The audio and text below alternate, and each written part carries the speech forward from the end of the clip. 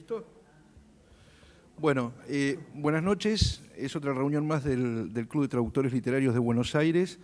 Primero que nada, les agradezco muy sinceramente que hayan venido, porque la verdad que creo que ninguno de nosotros tenía ganas de moverse de la casa hoy. Así que con la lluvia, el frío y todo lo demás, justificaba plenamente el faltazo. Así que nuevamente muchas gracias.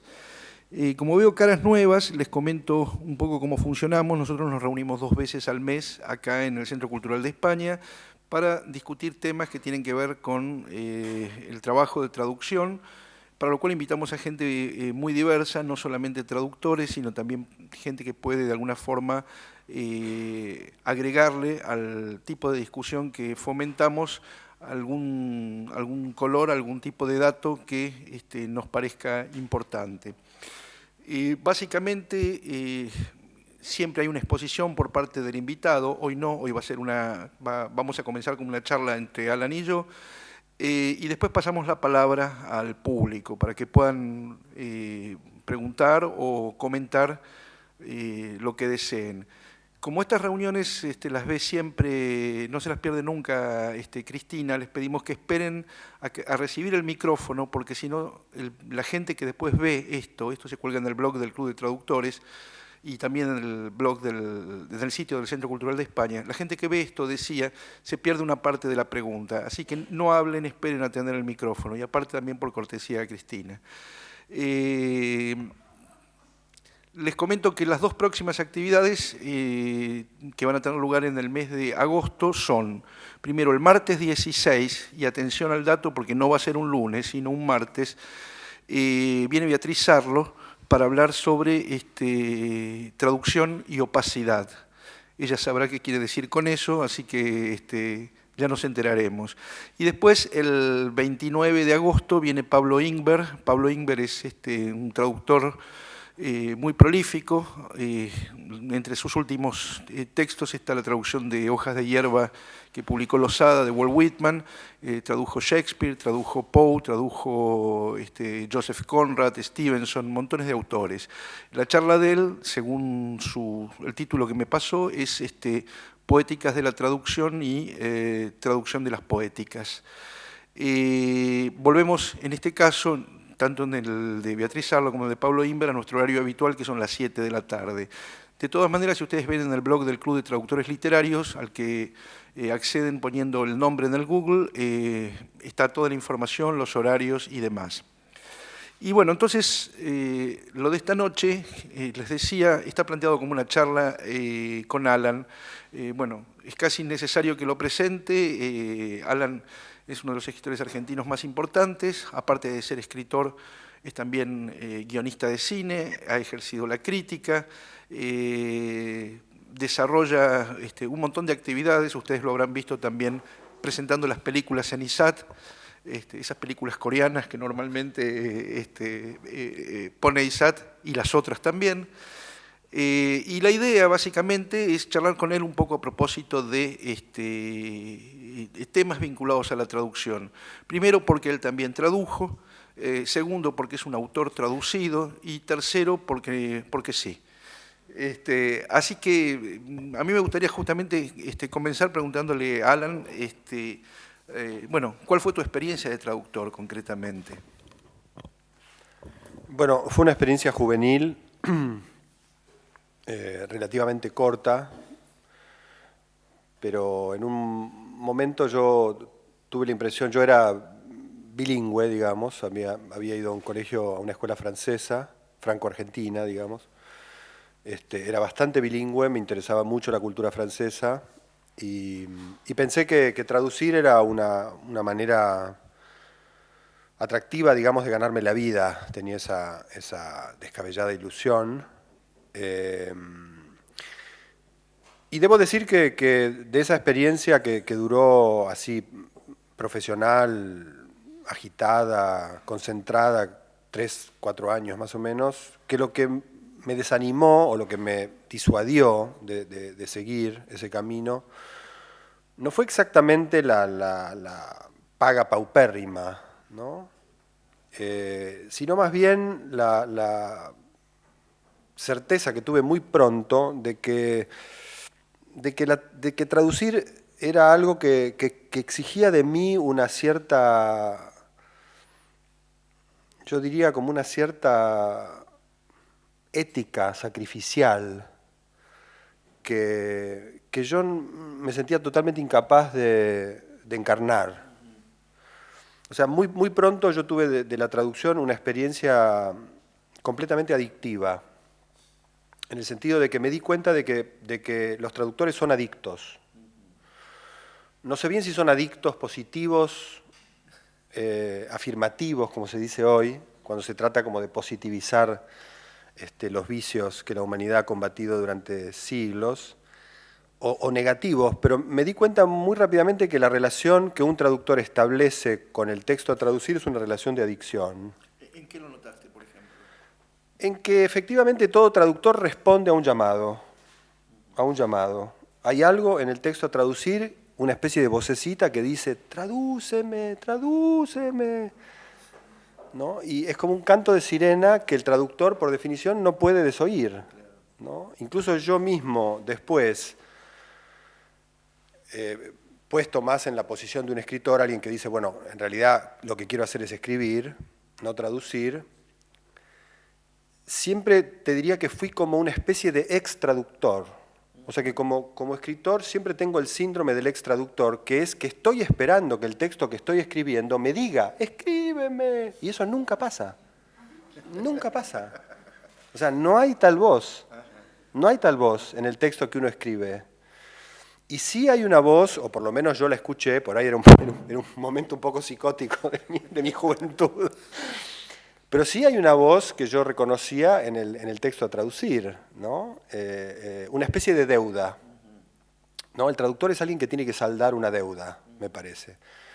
Y esa situación, que es una situación extraordinariamente comprometedora y a la vez de una intensidad extraordinaria, como es toda situación de adicción, es una situación que yo siempre de algún modo añoré después en mi vida como escritor, ¿no? Con toda la intensidad que implica escribir y escribir lo que uno quiere y con los tiempos que uno quiere, etcétera, ¿no? Pero siempre, yo creo que cuando escribo literatura o cualquier cosa, ensayos, lo que sea, creo que siempre hay, en algún lugar de mí, hay alguien que espera escuchar esa voz y nunca la escucha, ¿no?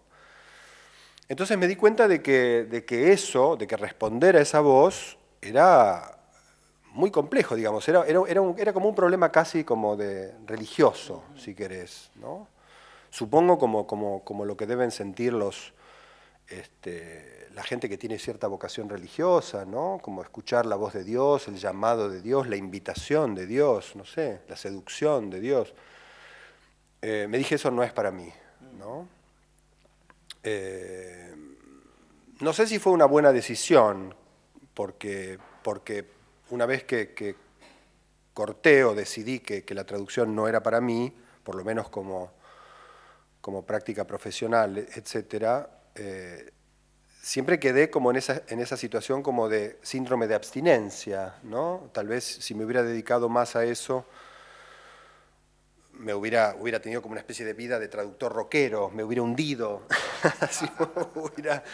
Pero eso es un poco lo que cuento también o lo que evoco de una manera más o menos sesgada en el capítulo sobre la traducción que hay en el pasado, que para mí es un capítulo, por supuesto, no realista, pero es un capítulo que habla exactamente de ese punto, ¿no? De la relación de adicción que uno tiene con un texto que pide ser traducido, ¿no?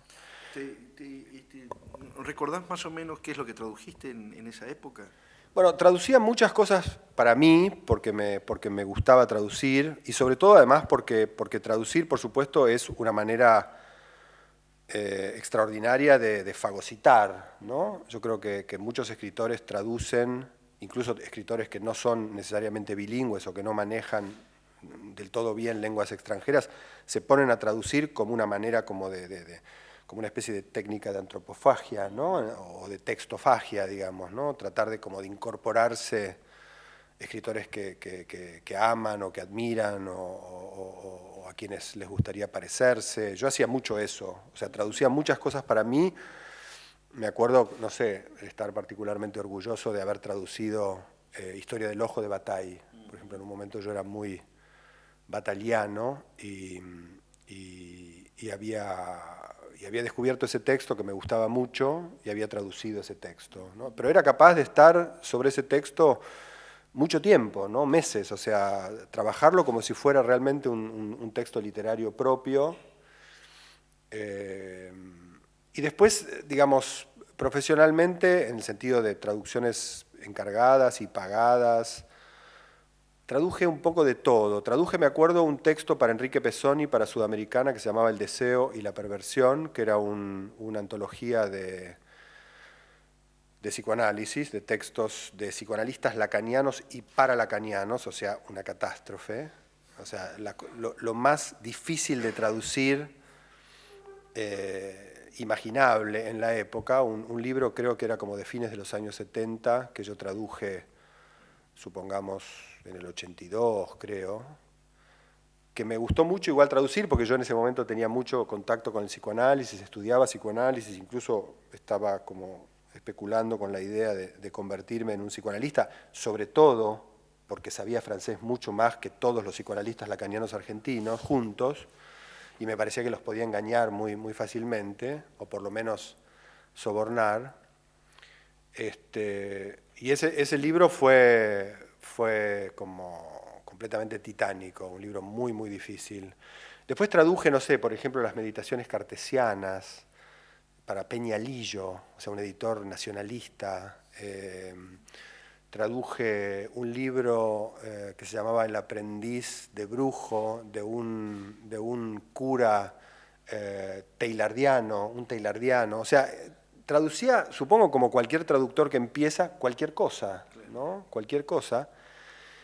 Y lo que me parecía increíble de la experiencia de traducir cualquier cosa era que cualquier cosa, en cualquier cosa yo encontraba esa voz. Entonces decía, ¿cómo es posible que yo traduzca algo que me interesa mucho, como Bataille, o que traduzca a un cura teilardiano, escuche la misma voz? Tradúceme, tradúceme. O sea, hay algo ahí que es muy raro como experiencia, ¿no? Y decime una cosa, justamente la reunión pasada tuvimos alguien que habló del traductor como una especie de traidor, jugando con la idea del traidor y demás. ¿Qué llevaste del mundo de la traducción o qué llevaste de tu experiencia como traductor a tu propia escritura?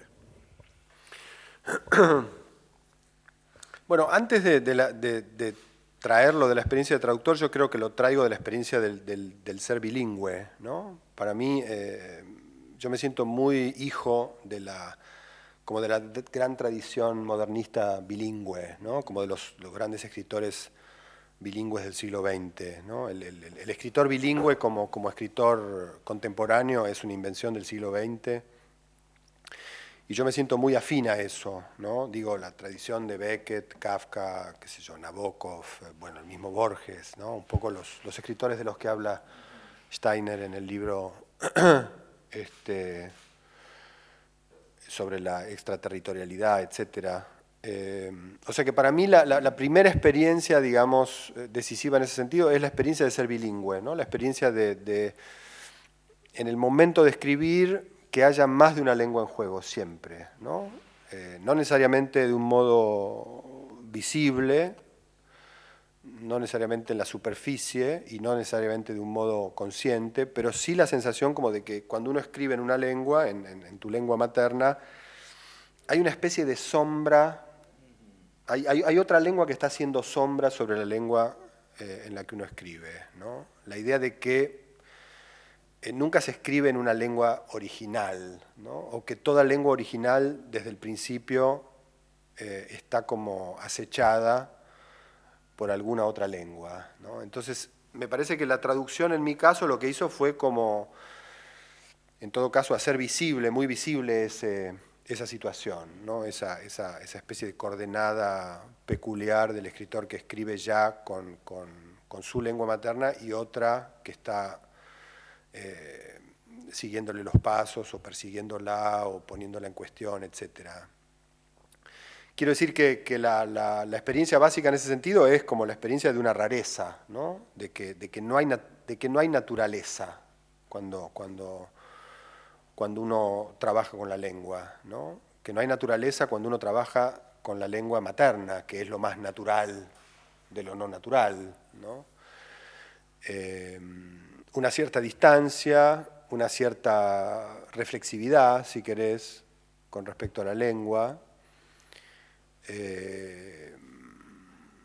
una especie como de perspectiva doble respecto de todo, ¿no? De hecho, por ejemplo, hay cosas que a mí me parecen muy increíbles que pasan con eso. Por ejemplo, la primera novela que yo escribí, que es El pudor del pornógrafo, que es una novela muy afrancesada, digamos, en el sentido de que es una novela muy escrita, es una novela epistolar, escrita muy bajo el ala de Pierre Klossowski, que era un escritor que en ese momento a mí me fascinaba. Cuando yo la escribí, todo el tiempo tenía la impresión de estar como citando o evocando la huella que Klossowski había dejado en mí. Y después, mucho tiempo después, me di cuenta de que efectivamente era una novela muy afrancesada y muy klossowskiana, pero empecé a darme cuenta de hasta qué punto, a través de Klossowski, o sea, a través del francés de Klossowski, que es un francés muy particular, como muy arcaizante, yo estaba en realidad recuperando como una cierta sintaxis latina aprendida en la Universidad de Buenos Aires en 1979, digamos, ¿no? Entonces ahí hay algo que es bien interesante, que es cómo, digamos, una lengua puede disfrazar, como una lengua extranjera, el francés para mí, podía disfrazar la influencia o la acción, digamos, de una lengua que para mí no tenía ninguna significación en términos literarios, ¿no? Tenía una significación en términos de mi formación intelectual, académica, pero yo jamás hubiera pensado que el latín había dejado algún tipo de marca en mí como escritor, ¿no? Incluso cuando pienso en la frase, digamos, del pasado, ¿no? La frase, bueno, por supuesto uno puede pensar en Proust, pero me pregunté mucho mientras escribía la novela hasta qué punto, digamos, la figura muy obvia de Proust no volvía a esconder una especie de sintaxis delirante, demencial latina, que fue siempre lo que a mí me impresionó de la literatura latina que estudié en la facultad, que era como realmente una lengua capaz de hacer con la sintaxis como unos experimentos completamente psicóticos, ¿no? Porque reconocía en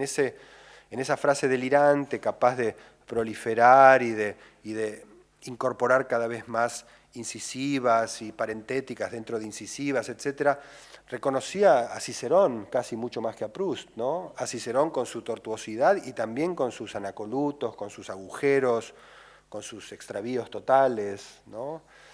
O sea que creo que la traducción es, en ese sentido, para mí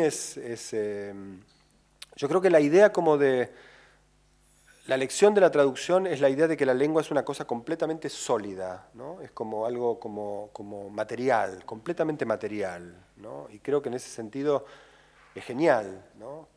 A mí me parece genial, como todo lo que desnaturaliza me parece genial. Ahí te quería preguntar una cosa que lo pondría casi entre paréntesis antes de seguir, que me hace ruido lo del bilingüismo. Entonces la pregunta es, considerando también como una forma de traducción, si te ocurre alguna vez que cuando tenés que resolver algún párrafo, lo pensás en francés, por ejemplo, o buscás alternativas en el francés para poder después pasar al castellano. No.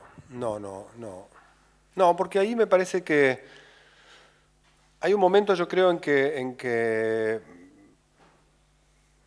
esa especie de plano donde coexisten dos lenguas, en mi caso, digamos, hay escritores en los que coexisten tres o más, no sé. Incluso hay escritores que logran hacer eso adentro de una misma lengua, ¿no? Digamos, ser como bilingües en la propia lengua, que son para mí los más admirables.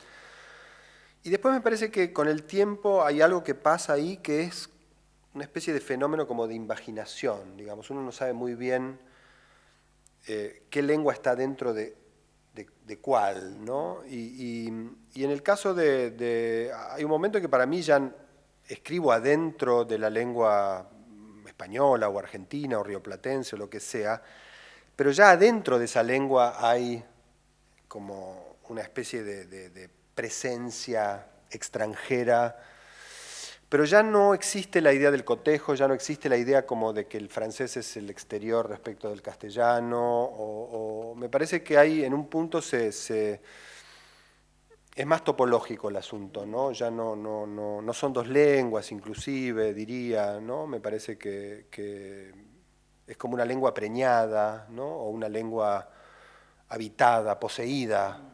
Pienso más en términos de esas categorías, ¿no? Sí. Hay un momento en que yo creo que incluso también, por ejemplo, esto se discutía mucho en los años 80, ¿no? La cuestión del bilingüismo, me parece que esa discusión era una discusión un poco todavía demasiado marxista, en el sentido de la lengua nacional, la lengua extranjera, la lengua materna, la otra lengua, y me parece que en un momento esa especie de espacialidad guerrera o belicosa o tensa fue sustituida por una nueva espacialidad, que es la espacialidad más topológica, que es que, bueno, no sabes qué es lo que está dentro y qué es lo que está afuera. Y me parece que ese es un poco el devenir de la situación, ¿no? Para alguien que siempre estuvo entre dos lenguas, ¿no? Como yo. Creo que es así, pero no recurro a otra lengua para resolver problemas, diría, ¿no? Pero creo que ya parece que tampoco tengo problemas de lengua, ¿no? Hay un momento en que la lengua deja de ser un problema en el sentido de algo que plantea problemas, ¿no? Por supuesto sigue siendo un problema en el sentido de que hay que inventarla todo el tiempo cuando uno escribe, pero no hay problemas de lengua en el sentido de que hay problemas de lengua cuando uno traduce, por ejemplo, ¿no? Y que hay problemas de lengua reales, hay problemas, dilemas, desafíos, etcétera, ¿no? Que son, por supuesto, siempre los que a un escritor, cuando es traducido, son los que más le gustan, ¿no? Cuando el traductor está perplejo, estupefacto, ¿no? Contrariado, no sabe cómo traducir, cómo seguir, ¿no? Sí, para mí ese es el mejor momento, el momento de máxima intensidad de relación escritor-traductor, sí.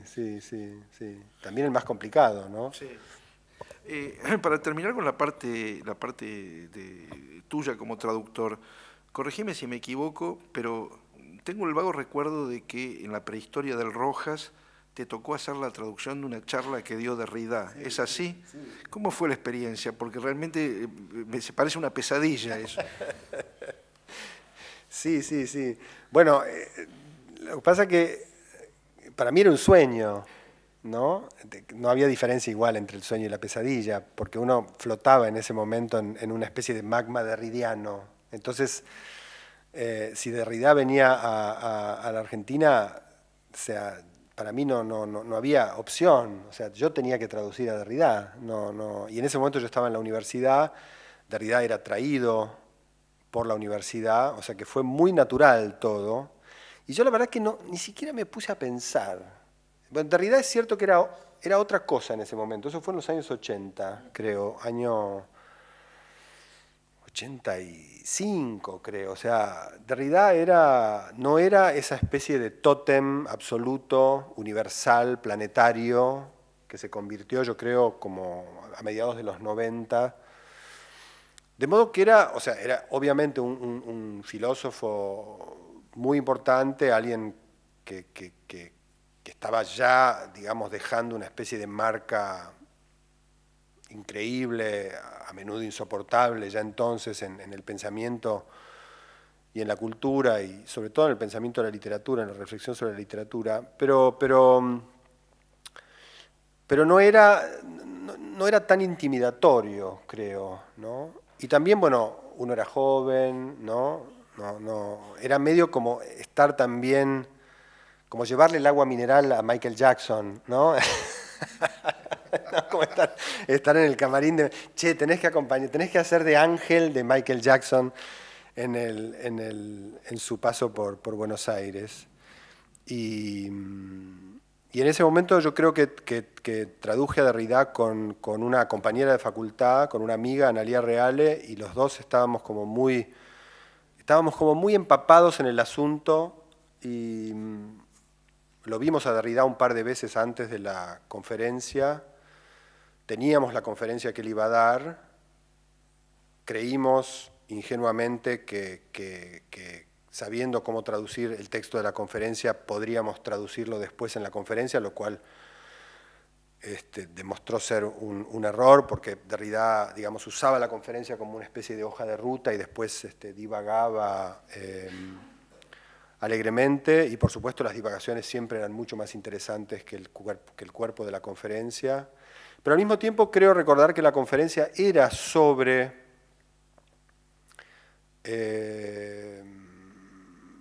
no sé si bilingüismo, pero digamos la lengua del otro, todo lo que desarrolló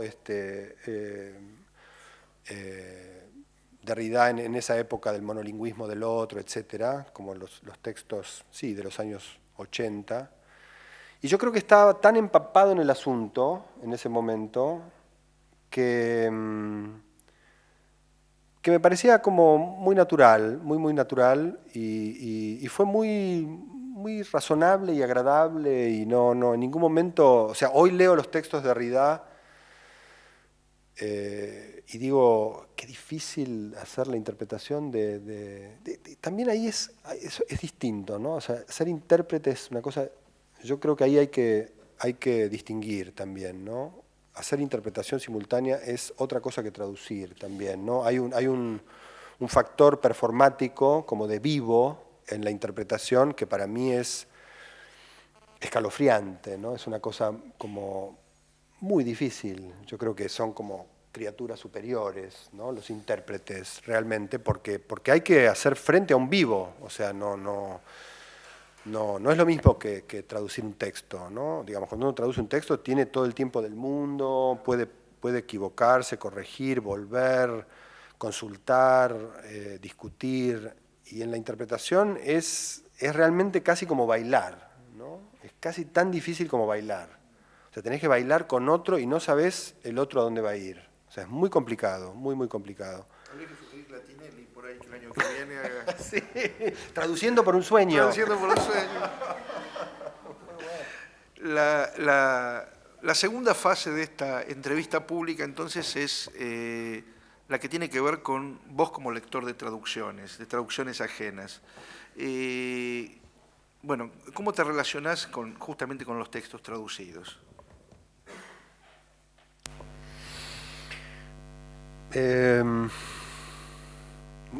Me parece que no tengo una relación. Es cierto que digamos, antes, hace, supongamos, no sé, 20 años, si la traducción que leía no me parecía buena, dejaba el libro. O sea, era totalmente maximalista, digamos. O sea, aniquilaba al traductor, liquidaba al traductor y liquidaba el libro. Me parece que con el tiempo me fui poniendo un poco más condescendiente, un poco más tolerante, más piadoso. De hecho, por ejemplo, esto por ahí no tendría que confesarlo, pero hace, no sé, 3 meses estaba desesperado por releer El Gran Gatsby, ¿no?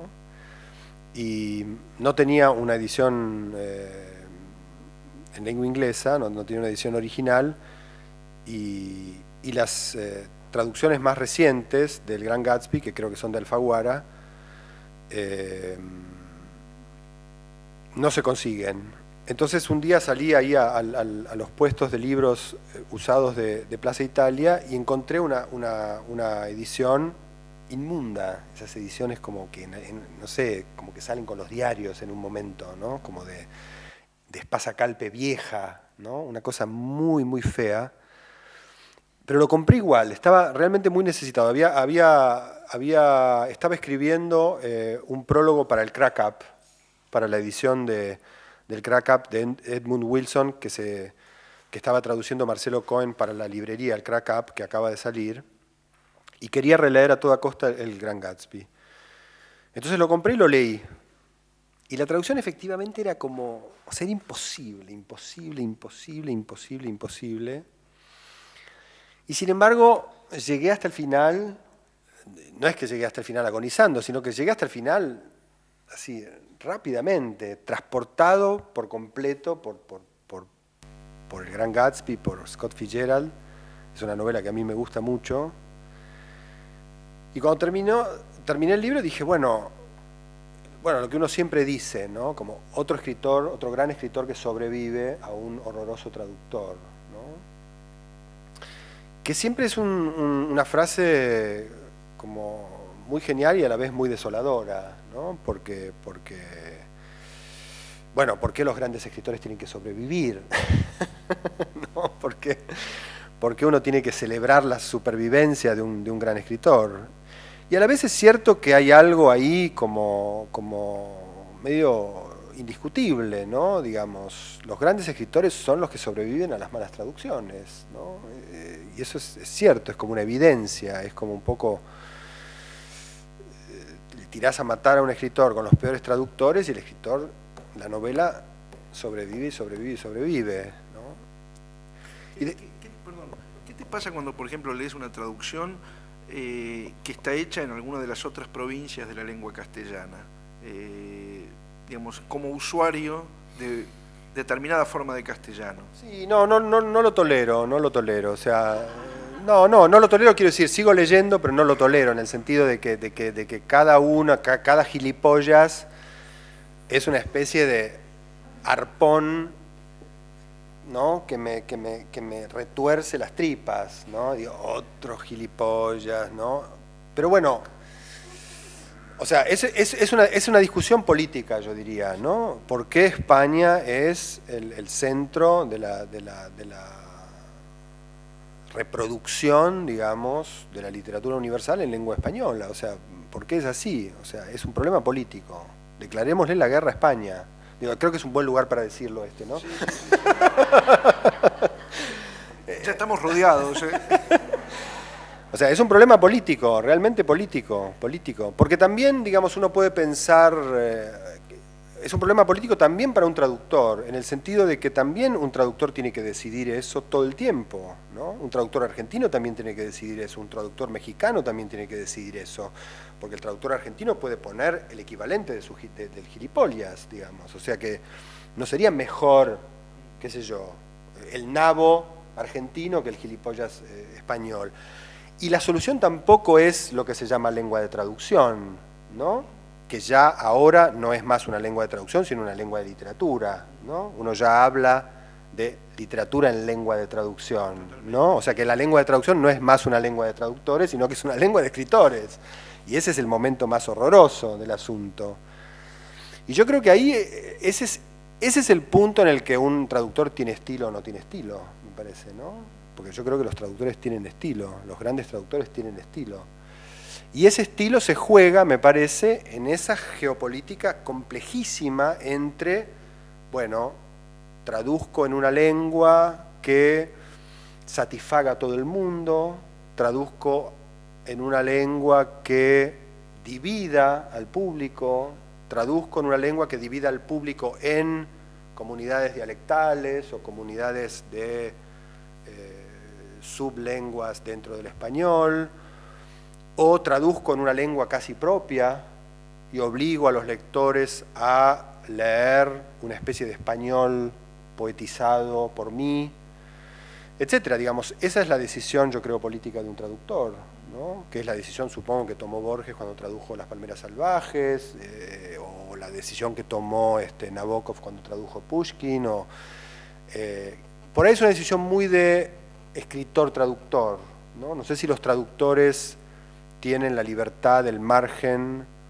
de hacer eso, de intervenir de ese modo tan brutalmente o de una manera tan personal en lo que hacen, ¿no?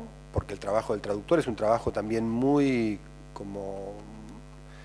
acosado por instancias institucionales y de mercado muy fuertes, ¿no? Pero yo creo que los grandes traductores en algún momento se hacen ese ese planteo, ¿no? Y se ven obligados a resolverlo de algún modo. Es un punto central y de paso aprovecho para comentarles algo que tiene que ver con lo que está diciendo Alan.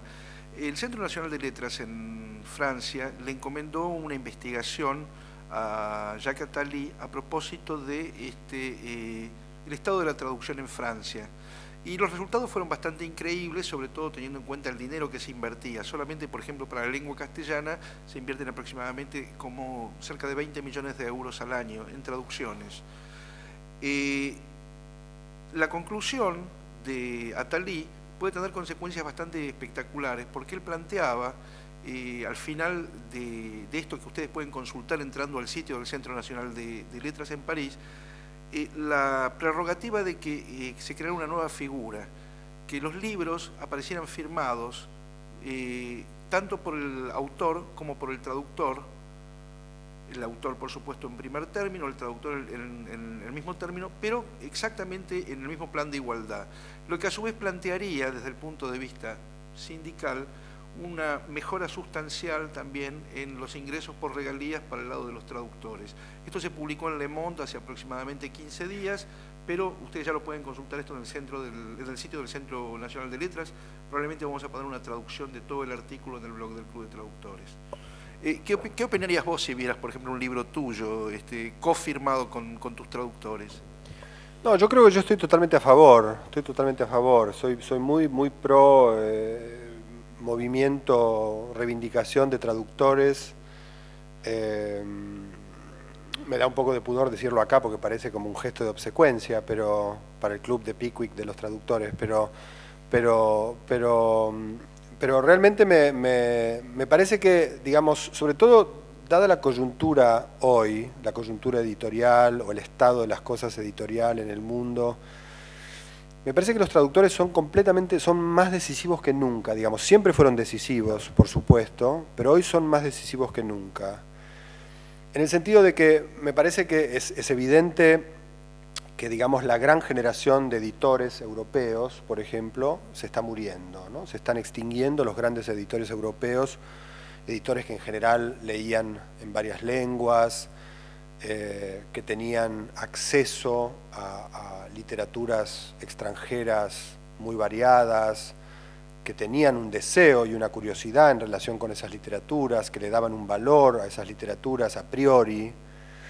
Eso se está extinguiendo y ese lugar está siendo ocupado por lo que ya sabemos, ¿no? Como unos comités de gordos que vienen del marketing o de la no sé qué, sí, o de la cultura no sé qué. Y entonces me parece que ahí yo creo que los traductores son decisivos en el sentido de que son como los aduaneros, los contrabandistas, los scouters, y sobre todo, digamos, o sea, hoy el punto, el nudo álgido político es el acceso. Los traductores son acceso puro. O sea, hoy la cosa genial de Internet es como la democratización del acceso, ¿no? Los traductores son eso, digamos, son los que permiten el acceso a algo. Cada vez más, me parece, en Europa los traductores, traductor y lector es casi la misma figura para las editoriales. O sea que en muchos casos los que deciden la importación o no importación de una literatura son los traductores, ¿no? No son los editores, no son los agentes. Digamos, yo creo que la importancia de los traductores es fundamental hoy, sobre todo para oponerse a la importancia de los agentes, porque si no la literatura queda en manos de los agentes. Y ahí estamos, pero fritos mal, quiero decir, fritos en un aceite, pero de la última calidad. O sea, si la literatura está en manos de los agentes y de los editores, estamos perdidos. Y ahí yo creo que los traductores tienen un papel muy importante, sobre todo porque son los únicos que realmente están en contacto con los textos. O sea, sean buenos o malos incluso, son los únicos que leen. Son los únicos que leen. Entonces, los traductores son acceso y lectura. Acceso es muy fácil ya hoy, cualquiera puede acceder a cualquier cosa, pero acceder y leer, eso ya exige un trabajo. Y ese trabajo yo creo que los traductores son de los pocos que lo hacen todavía, ¿no? Por eso me parece que la promoción del traductor, en ese sentido, es una promoción, por empezar, totalmente merecida y justa, así como, por ejemplo, a mí me pareció muy bien hace unos años cuando empecé a ver que en Francia todas las traducciones de textos de América Latina o de lengua española tenían una aclaración que era traducido del español Argentina, o traducido del español España, o traducido del español México.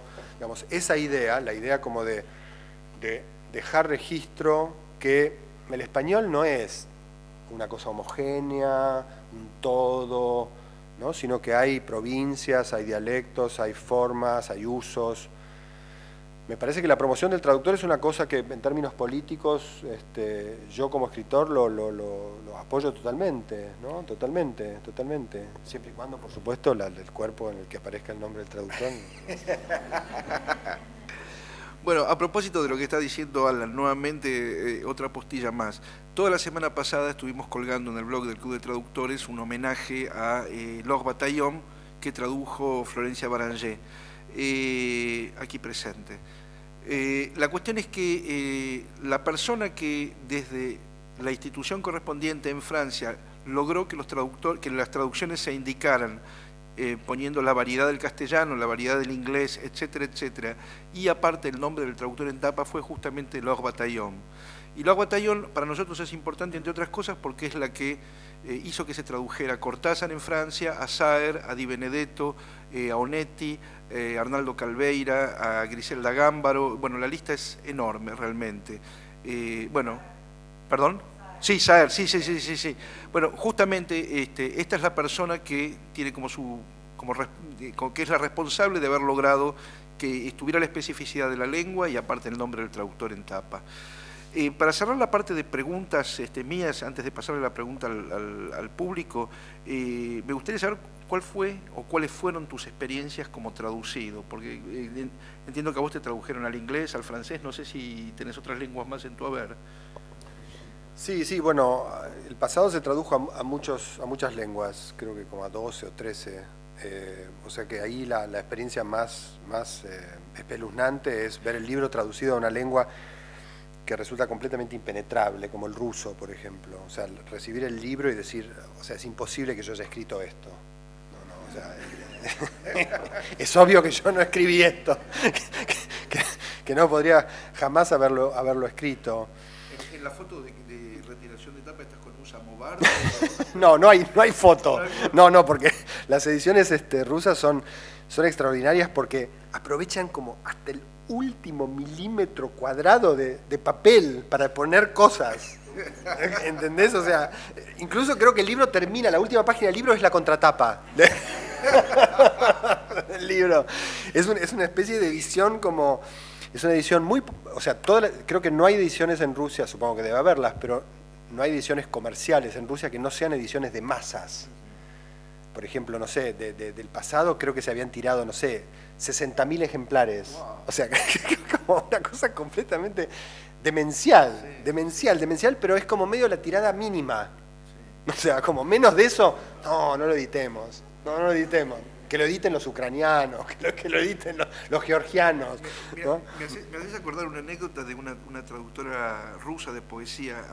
Estábamos en un congreso de traductores que aparte eran traductores de poesía en particular, y todo el mundo estaba contando de las ediciones que había hecho. Bueno, se hicieron 5.000 ejemplares, se hicieron 1.500, 2.000.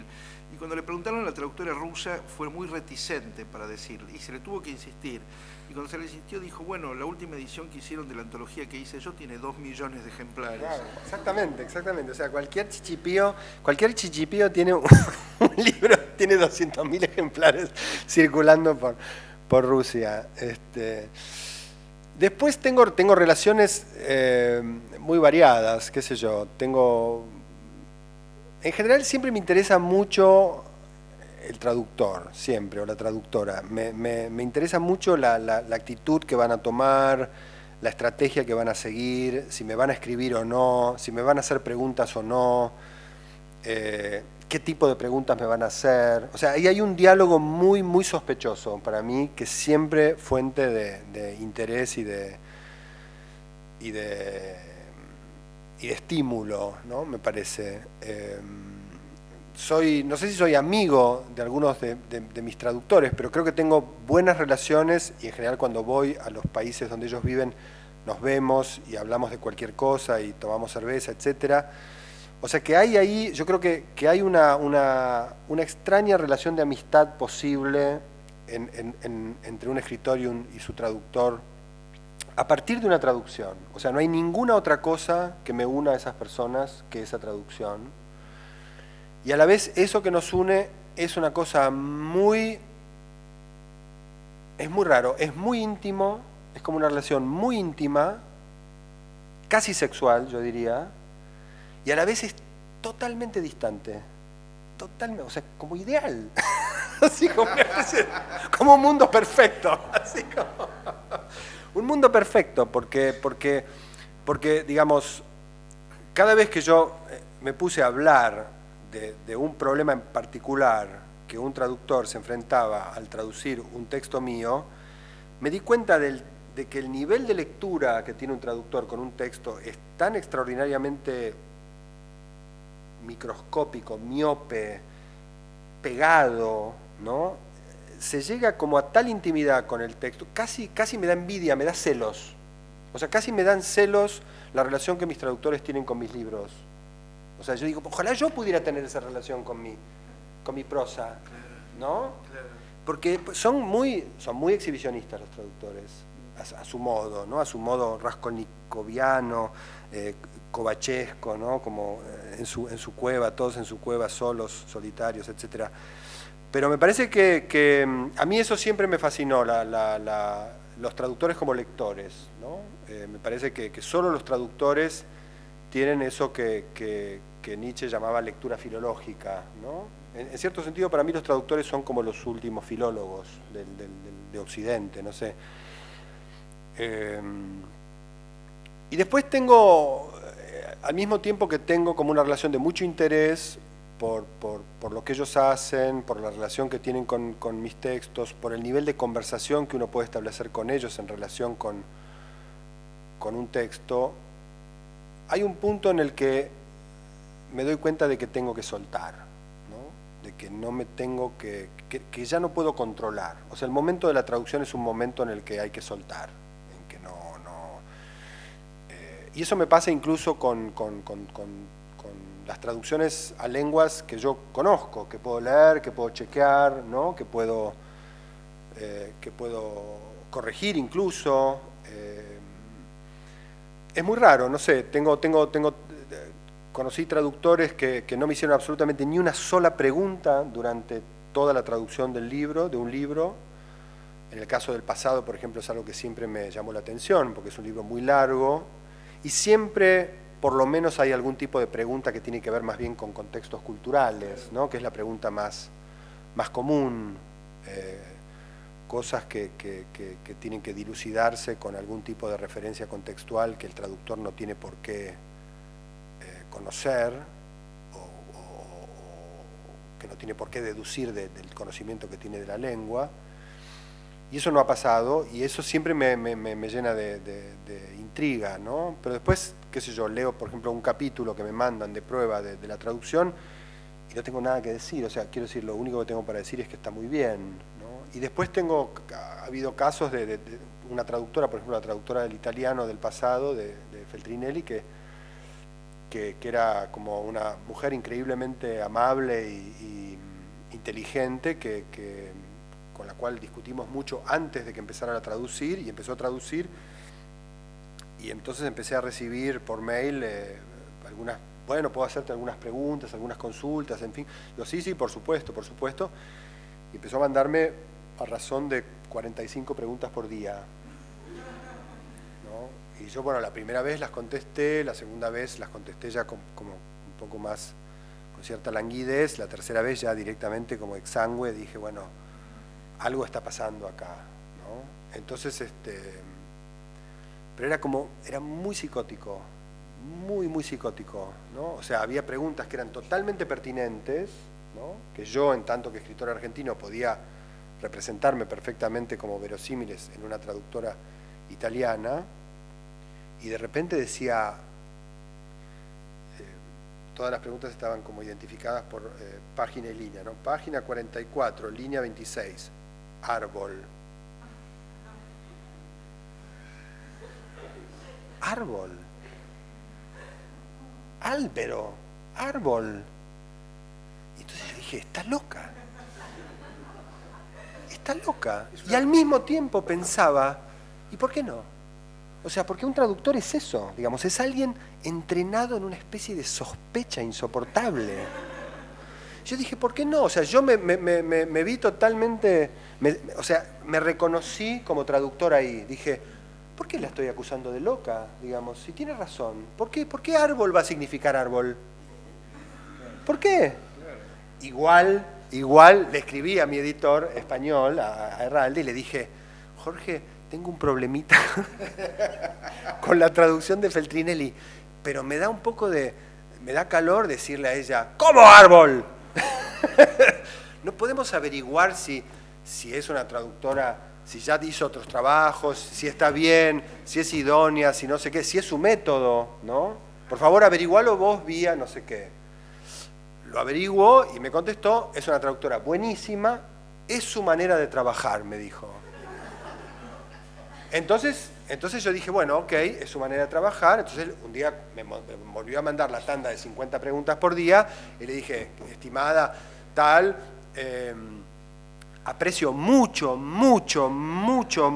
tu minuciosidad, pero lamentablemente soy incapaz de satisfacerla. Te pido por favor si podés hacer de todas las preguntas que me mandás una especie de selección, las preguntas que te parezcan más álgidas para tu trabajo, más complejas, etc. Y después, sé libre, le dije, ¿no? Y ella me mandó una carta genial diciéndome, discúlpame, siempre me pasa lo mismo. O sea, tenía mucha gracia, siempre me pasa lo mismo con todos los autores, pero yo siempre tengo la fantasía de que esto no me va a pasar. Con uno no me va a pasar.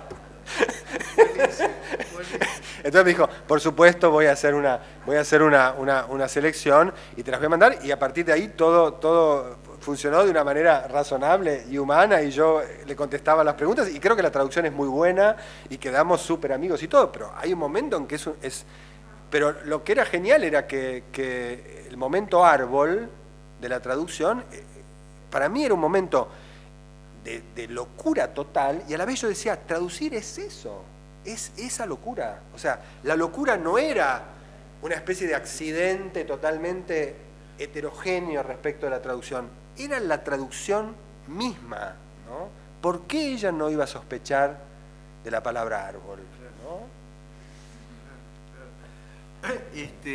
Bueno, al margen de que la trama es buenísima para un libro, eso también, la última pregunta que te hago, también nuevamente vinculada con eso. ¿Y te pasó alguna vez no estar de acuerdo con la decisión que un traductor había tomado? Y en el caso de que te haya pasado, ¿qué hiciste? Sí, me pasó muchas veces, y en general, como no puedo con mi genio, termino co-traduciendo el libro yo. Me pasó eso. Me pasó en varios casos en que yo creo que no es que el libro había sido entregado a un mal traductor, sino que había sido entregado por ahí a un muy buen traductor. Por ejemplo, un libro de ficción entregado a un muy buen traductor de ensayos, o viceversa, ¿no? Yo creo que ahí hay una diferencia importante. Hay grandes traductores de ensayos que no son buenos traductores de ficción, y viceversa, y eso es algo que me parece que hay que tener muy en claro, y muchas veces que sea el mismo autor el que escribe el ensayo y la ficción no autoriza a que sea el mismo traductor que traduzca los dos textos, ¿no? Y en general eso es un poco desesperante. Porque lo que veo ahí, o lo que vi en esos casos, fue como ves a alguien completamente perdido, ¿no? Es como si el escritor viera una especie de plano muy general de un bosque y ves al traductor adentro, pero totalmente en la luna, sin saber a dónde ir, sin siquiera estar gozando de estar perdido, ¿no? O sea, no ves ningún goce, o sea, solo ves sufrimiento. Y en esos casos lo que hice fue, fueron dos casos particulares. Lo que hice fue como empezar a intervenir en la traducción y en un momento dado como empezar directamente a imponer alternativas, ¿no? A decir, no, mira, esto es así como una especie de autoridad, ¿no? Con argumentación y, digamos, explicando un poco el asunto, bueno, cómo es, etcétera, pero yo creo que el verdadero problema entre un escritor y un traductor es cuando el escritor ve que el traductor está completamente perdido. Y eso es algo muy, muy flagrante, no es equívoco, no es estaré siendo yo un poco demasiado, me estaré apegando demasiado a la letra de mi texto, no estaré viendo la perspectiva extranjera. No, ves que hay alguien que está completamente perdido y que no sabe de qué se trata, ¿no? Como que perdió totalmente la brújula. Y ahí el resultado final, o sea, concretamente la experiencia fue que terminé casi traduciendo el libro, lo cual para mí fue un trabajo pero pesadillesco, sobre todo porque autotraducirse es una pesadilla, o sea, obligarse a sí mismo sí, es la única lengua en la que yo me siento autorizado, capaz de hacerlo, ¿no? Obligarse a autoleerse con la lectura increíblemente como en filigrana que exige una traducción es como, ¿no? Es una especie de ejercicio como de narcisismo, así como repugnante, así de un empalagamiento, es como ahogarse en su propia prosa, no sé, es una cosa muy fea, muy fea. Pero en los dos casos para mí fue como un error de atribución, ¿no? Yo creo que ahí los editores también tienen una responsabilidad muy importante, ¿no? Como darle un libro a un traductor para un editor es una tarea tan compleja como para un editor encargarle un libro a un escritor, ¿no? O sea, no es, bueno, no me parecía que fuera una decisión que yo pudiera tomar, digamos. Me parecía muy violenta. Lo que sí hice fue, después de esas dos experiencias, hablar con el editor y decirle, mira, la experiencia fue así, no quiero volver a pasar por eso. O sea, lo hice yo, me llevo muy bien con ese traductor además, somos medio amigos. Sí, porque me daba cuenta de que no era un problema de competencia, no era un problema de concentración, ni de dedicación al trabajo, digamos, no era tampoco un problema de talento, no, era un problema más bien como un error de casting, ¿no? O sea, un error de casting. Y me parece que el error de casting el actor no es el responsable, digamos. Pero después de esas dos experiencias dije, bueno, no volvamos a repetir el error. Le dije al editor, o sea, es tu responsabilidad, no es un problema del traductor. Es tu responsabilidad que le diste el libro equivocado o le diste un libro a un traductor equivocado, que de hecho había traducido otro libro mío muy bien, pero era un libro de ensayos. Y yo creo que ese fue el antecedente que decidió al editor a darle el libro de ficción. Y ahí ese fue el error. Pero la verdad que me parece un poco violento decirle a alguien, no, sáquenle el trabajo, ¿no? Y además estábamos como en medio del cruce del río, el libro estaba un poco anunciado, era complicado, era muy complicado, muy complicado. Y también yo creo que en cierto sentido esa situación problemática despertó en mí una especie de retorno, como del traductor zombie que hay en mí, ¿no? Como hubo como un muerto vivo que volvía, ¿no? Decía, esta es la mía, ¿no? O sea que en un punto esa especie de pulsión de adicto volvió a aparecer, Y claro, cuando yo recibía las versiones como imperfectas o equivocadas directamente o salvajes de mi libro, y yo empezaba como a tocar una cosa, o sea, era imposible no seguir tocando. Y es como medio un efecto dominó, ¿no? Empezás a tocar y te descubrís como, ¿no? Ocupándote de frases y frases y frases y después párrafos y después capítulos y después ya está, ¿no? O sea, haces todo el trabajo, casi todo el trabajo, pero hubo momentos así de momentos difíciles en los que era muy, y además todo se hace por mail, entonces es imposible como endulzar, es imposible poner tonos, es imposible sonreír, entonces cualquier cosa así, cuando la irritación por mail es una especie de una brutalidad, ¿no? Es una cosa muy salvaje, muy bestial. Normalmente faltan matices y es una fuente de malos entendidos. Así que, bueno, creo que ya empezamos. Entonces, ¿quién sigue con